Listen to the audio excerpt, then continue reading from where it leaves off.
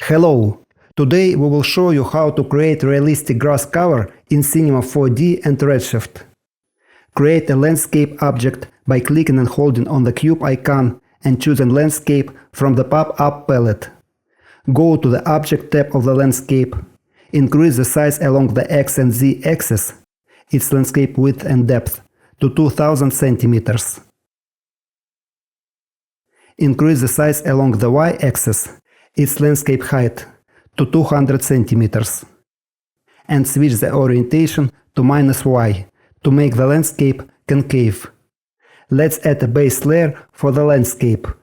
For this, open the Asset browser by clicking on the Asset browser logo. Search for soil.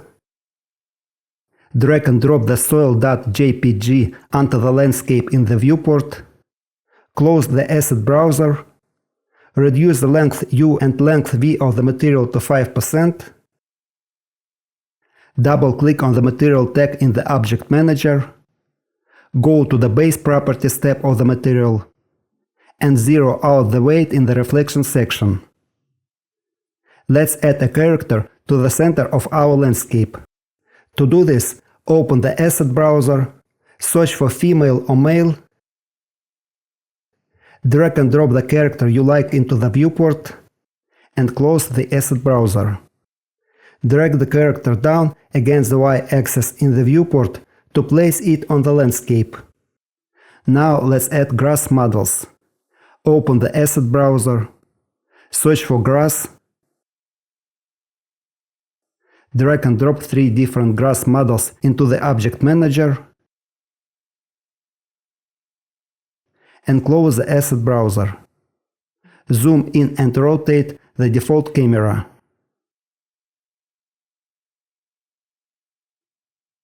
And spread out the grass models across the viewport.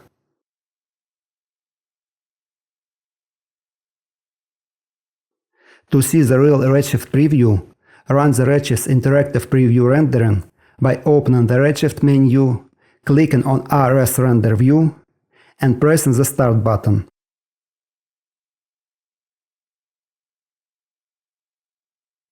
Add a sky to the scene by opening the Redshift menu, selecting Object, and clicking on RS Sky.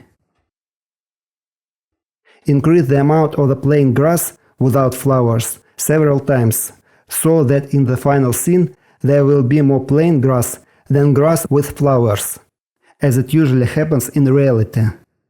To do this, go to the Object Manager, duplicate the grass by pressing the Control button on your keyboard and clicking and dragging the grass in the Object Manager. Then repeat this operation a few more times. We will make 3 more copies. Let's clone the grass models. Create a Redshift matrix object by clicking and holding on the cloner icon and choosing Matrix Scatter from the pop-up palette. Go to the Object tab of the matrix, change the mode from Grid to Object, drag and drop the landscape from the Object Manager into the Object field, and increase the count to 50,000. Now we see the matrices on which we will place the grass models. Select all grass models in the Object Manager, then select the RS Object tag to the right of the RS matrix, go to the Particles tab, change the mode to Custom Objects, and drag and drop the grass models into the Custom Objects field.